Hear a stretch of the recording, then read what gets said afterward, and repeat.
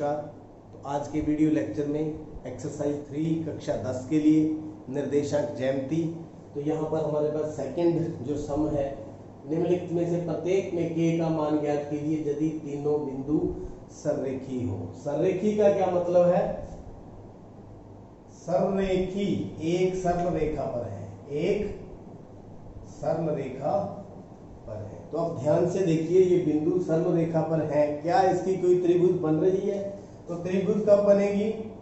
अगर एक बिंदु रेखा के ऊपर नहीं होगा। जैसे मान लो ए ये है, बी ये है, ये सी है, ये बिंदु बाहर निकल जाएगा।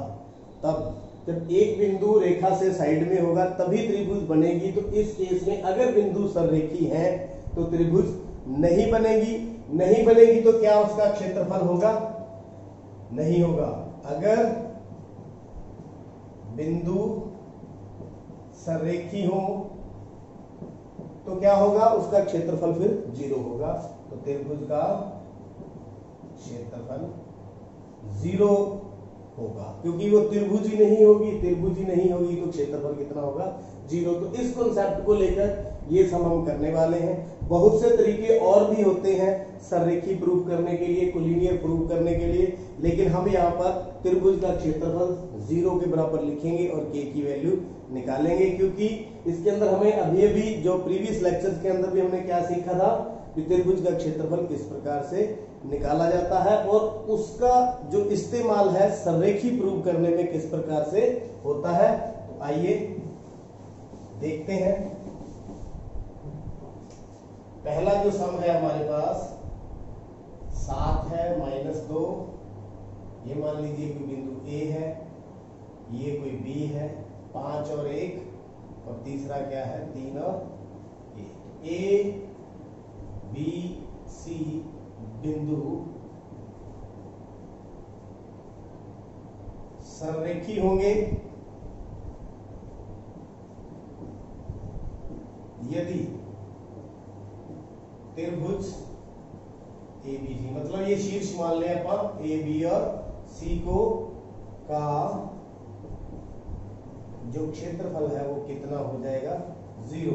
तो आपको पता है क्षेत्रफल का फॉर्मूला सीखा था हमने प्रीवियस लेक्चर्स के अंदर। अगर हमारे पास इस प्रकार से बिंदु दिए हो, 1/2 x1 y2 minus y3 x2 y3 minus y1 x3, तो y1 minus y2। तो ये हमने किसके बराबर कर दिया? 0 के बराबर कर दिया। तो यहाँ हम वैल्यू पुट कर देंगे। 1/2 है, इधर जाकर के उल्टा होकर के गुना हो जाएगा। तो वैल्यू भरते हैं x1 की, ये x1, ये y1, x2 y2 x3 और ये y3। x1 7, y2 minus y3 1 minus a plus x2 5, y3 minus y1 k minus -2, यानी कि आगे चलकर ये प्लस हो जाएगा। Plus x3, x3 means 3, 1 minus 2 minus 1, तो इज इक्वल टू 0। ये 1/2 है, 2 ऊपर चला जाएगा, 1 नीचे, 0 ही हो जाएगा। तो मल्टीप्लाई करते जाए यहाँ से, 7 minus 7k प्लस 5k, यहाँ प्लस 2 हो जाएगा, प्लस 10 -3 into 3 माइनस का 9 बराबर में 0। यहाँ कितना हो गया? माइनस का 2k, 10 और 7 17, 17 में से 9 गए 8 प्लस के 8 बराबर में 0। तो माइनस का 2k बराबर -8। दिस इंप्लाइज k की वैल्यू -8 बटे -2, काट के कितना आ गया? 4। तो k की वैल्यू कितनी आ गई? 4। This is the answer. तो हमने बस एक ही बात करनी थी, क्षेत्रफल को 0 करना था और k की वैल्यू हमारे पास आ चुकी है। In the same way second sum 8 1 है, k और -4, 2 और -5। तो ये बिंदु ए मान लेते हैं 8 और 1, और ये k और -4, 2 और -5 को क्या मान ले c। तो ये x1, ये y1, x2, ये y2, x3 और ये y3। बात वही लिखनी है। a b c बिंदु सररेखी होंगे, बिंदु सररेखी होंगे यदि त्रिभुज ए बी सी का जो क्षेत्रफल है वो कितना होगा, 0 के बराबर होगा। फॉर्मूला लिखेंगे, फॉर्मूले में पुट करेंगे। तो एबीसी का क्षेत्रफल 1/2 x1 y2 - y3 x2 y3 minus y1 x3, यहाँ x2 यहाँ x3 3 है तो y1 माइनस y2 बराबर में 0। तो 1/2 उसी प्रकार 0 हो जाएगा। तो वैल्यू भर देते हैं। x1 कितना है 8, y2 माइनस y3 -4 -5। एक तो माइनस फॉर्मूले का और एक y के आगे भी माइनस है, तो प्लस x2 कितना है k, y3 minus y1 -5 -1 plus x3 कितना है 2, y1 माइनस y2 1 -4 ब्रैकेट बंद बराबर में 0। ये 1/2 था, उधर जाकर के 2 ऊपर 1 नीचे 0 के बराबर हो जाएगा। 8 -4 + 5 प्लस k -6 प्लस 2 इंटू 4 और 1 + 4 बराबर में 0। 8 गुना में 1 माइनस का 6 है, 5 दूनी 10 बराबर में 0। तो 6 के को इधर ले जाते हैं, 10 और 8 18 बराबर में 6 है। और k की वैल्यू कितनी आ गई फिर यहाँ पे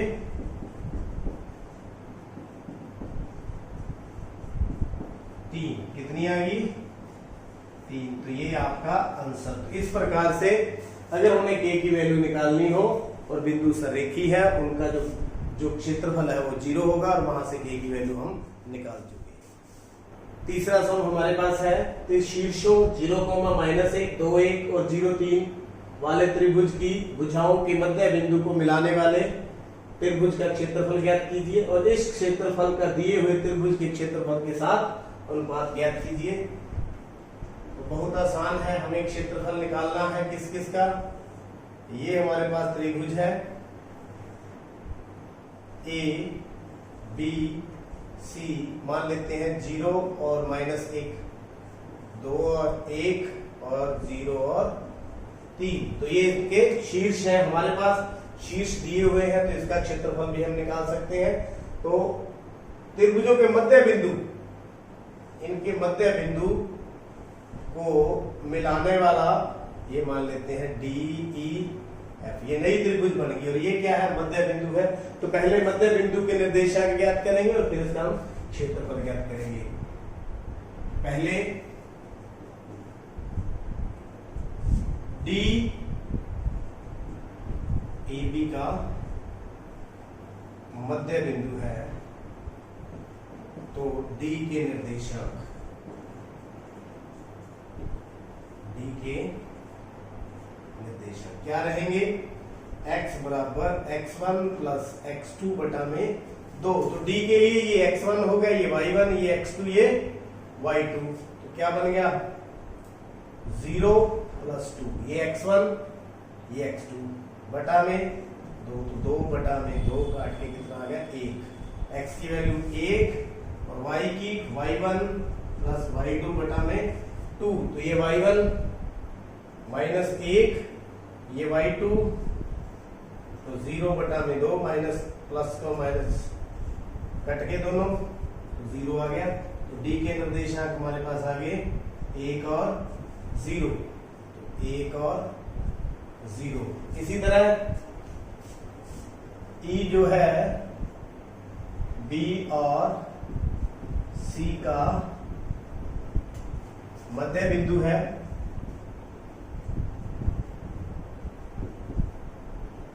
तो ई के निर्देशांक,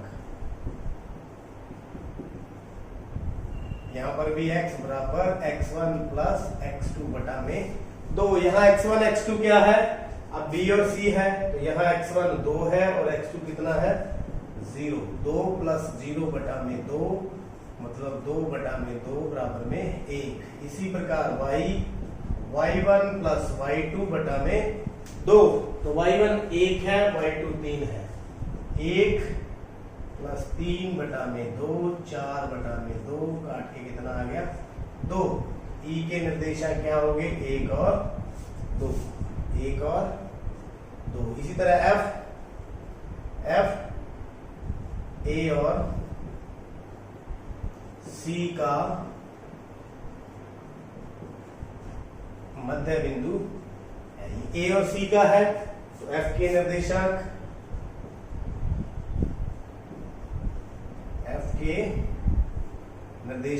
x बराबर x1 प्लस x2 बटा में 2 कितना आ गया, ये 0 प्लस 0 बटा में 2 कितना आ गया 0। तो x की वैल्यू 0 और y1 प्लस y2 बटा में 2, तो यहाँ -1 प्लस 3, ये y1 हो गया, ये y2 हो गया। 2 बटा में 2 काट के कितना आ गया 1। एफ के निर्देशांक हो गए 0 और 1, 0 और 1।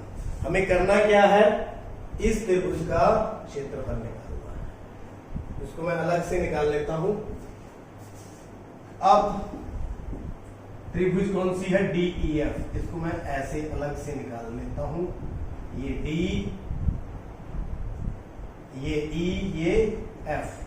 तो D के निर्देशांक है 1 और 0, E के कितना हो गया 1 और 2 और F के कितना हो गया 0 और 1। तो DEF का क्षेत्रफल निकालेंगे। त्रिभुज DEF का क्षेत्रफल क्या होता है, formula 1/2 x1 y2 minus y3 x2 y3 minus y1 x3 y1 minus y2। तो ये फॉर्मूला है, इसमें पुट कर देंगे।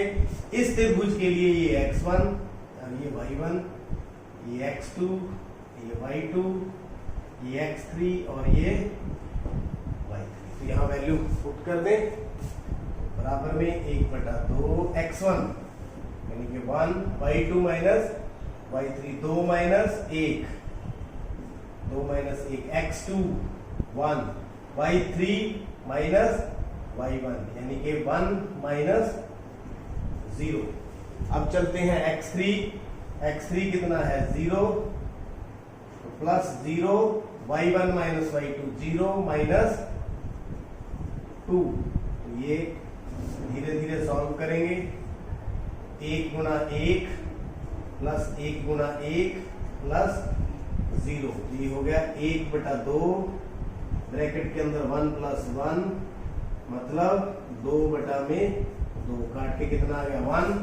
त्रिभुज DEF का क्षेत्रफल कितना आ गया 1 वर्ग इकाई। तो DEF का क्षेत्रफल तो हमने निकाल लिया, कितना 1 वर्ग इकाई त्रिभुज का क्षेत्रफल। इस क्षेत्रफल का दिए हुए त्रिभुज के क्षेत्रफल के साथ अनुपात ज्ञात कीजिए। तो देखिए अब हमें ABC का क्षेत्रफल भी ज्ञात करना है, तो ABC का ज्ञात करते हैं, फिर हम उसके साथ अनुपात ज्ञात करेंगे। आप वीडियो को पॉज करके नोट करें।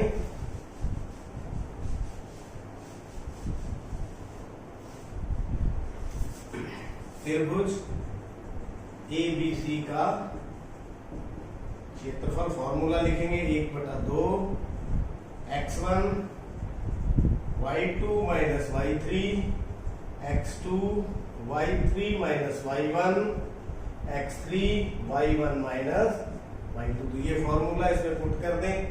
यहाँ इस त्रिभुज के लिए ये x1 y1 हो गया, ये x2 ये y2 ये x3 ये y3। तो धीरे प्रोसीजर पुट करें 1/2, x1 कितना है 0, तो y2 1 माइनस 3, लो जी, x2 कितना है 2 ब्रैकेट शुरू, y3 3 माइनस 1 प्लस आगे x3 फिर 0 है, y1 माइनस y2 -1 तो ये इस तरह से चलते जाएंगे। तो 1/2 ये तो 0 के साथ मल्टीप्लाई होकर के 0 हो गया, 2 इंटू 3 और 1 4, और ये भी क्या हो गया 0। तो आगे बढ़ते हैं, 1/2 गुना में 4 दूनी कितना हो गया 8, 2 चौके 8, तो कितना आ गया 4, यानी कि त्रिभुज ABC का क्षेत्रफल बराबर 4 वर्ग इकाई। तो इसका भी क्षेत्रफल निकाल लिया। निकालना क्या है अनुपात, कहता है दिए हुए त्रिभुज के क्षेत्रफल के साथ अनुपात कीजिए। इस त्रिभुज इस क्षेत्रफल का, इस मतलब त्रिभुज DEF का क्षेत्रफल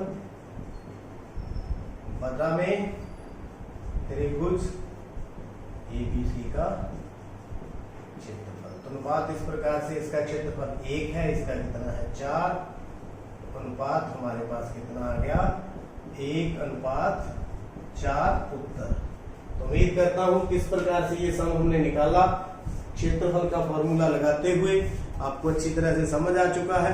तो देखते रहिए, समझते रहिए। अगर आपने अभी तक चैनल को सब्सक्राइब नहीं किया तो सब्सक्राइब करें। आपका बहुत बहुत